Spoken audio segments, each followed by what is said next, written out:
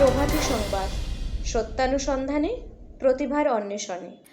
প্রাক্তন প্রধানমন্ত্রী শেখ হাসিনা পদত্যাগের পর বাংলাদেশে ক্ষমতায় এলো ডক্টর মোহাম্মদ ইউনূস। 2024 সালে বাংলাদেশ কোটা সংস্কার আন্দোলন ছিল সরকার বিরোধী বিক্ষোভের একটি দিক, যার নেতৃত্ব ছিল মূলত বিশ্ববিদ্যালয়ের পড়ুয়ারা। প্রাথমিকভাবে সরকারি চাকরিতে নিয়োগের জন্য কোটাভিত্তিক ব্যবস্থা পুনর্গঠনের উপর দৃষ্টি নিবদ্ধ করা হয়েছিল।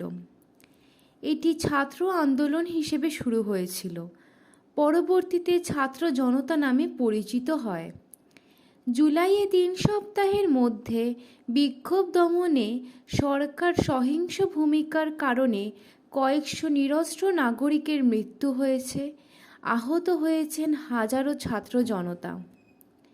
বাংলাদেশে গণ আন্দোলনের মুখে শেখ হাসিনা ক্ষমতাচ্যুত হওয়ার পর থেকে 100 দিন আগে যাত্রা শুরু করেছিল অধ্যাপক ডক্টর মোহাম্মদ ইউনূস। ঠিক 3 দিনের মাথায় গঠিত সরকারের প্রতি তখন সাধারণ মানুষকে সমর্থন দেখা দিয়েছিল, তেমনি প্রত্যাশাও ছিল বিপুল। সরকারের পক্ষ থেকেও আইন শৃঙ্খলা, দ্রব্যমূল্য, অর্থনীতি, নির্বাচন সহ বিভিন্ন বিষয় দ্রুত পরিবর্তন আনাসহ প্রতিশ্রুতি দেওয়া হয়েছিল। কিন্তু 3 মাস পর এসে সরকারের সেই সব প্রতিশ্রুতির মধ্যে অনেকগুলোতেই তেমন কোনো অগ্রগতি লক্ষ্য করা হয়নি, যা নিয়ে সাধারণ মানুষের মধ্যে হতাশা ও ক্ষোভ দেখা যাচ্ছে। বিগত 100 দিনে ইউনূস সরকারের উল্লেখযোগ্য পদক্ষেপগুলি হল: প্রথমত, বাংলাদেশে নিত্য প্রয়োজনের দাম বেড়ে যাওয়ার কারণে সাধারণ মানুষের মধ্যে ক্ষোভ সৃষ্টি হয়, কারণ সরকার নিত্য প্রয়োজনের দাম কমাতে পারেনি, উল্টে দাম বাড়িয়ে দিয়েছে। ভারত থেকে নিত্য প্রয়োজনের দ্রব্য আমদানি করা কমিয়ে দিয়েছে, তার ফলে দ্রব্যের দাম বেড়ে গেছে।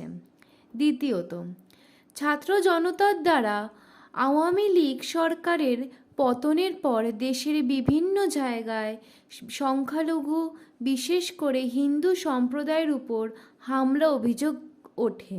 কোথাও বাড়িঘর, কোথাও ব্যবসা প্রতিষ্ঠানে, কোথাও উপাসনালয়ের হামলা, ভাঙচুর, আগুন লাগানো ইত্যাদি ঘটনা ঘটে। তৃতীয়ত, অন্তর্বর্তী সরকার আওয়ামী লীগের সময় 8টি জাতীয় দিবস বাদ দিয়েছে।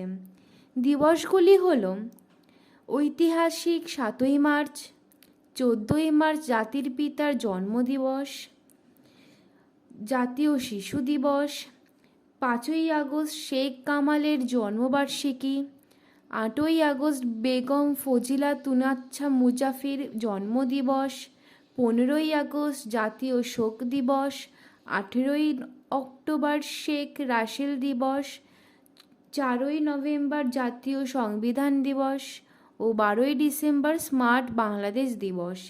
এর আগে শোক দিবসের সরকারি ছুটিও বাতিল করে সরকার। চতুর্থ, স্বাধীনতার পর এই প্রথম পাকিস্তানের করাচি বন্দর থেকে অস্ত্রবোঝাই জাহাজ এসেছে চট্টগ্রাম বন্দরে।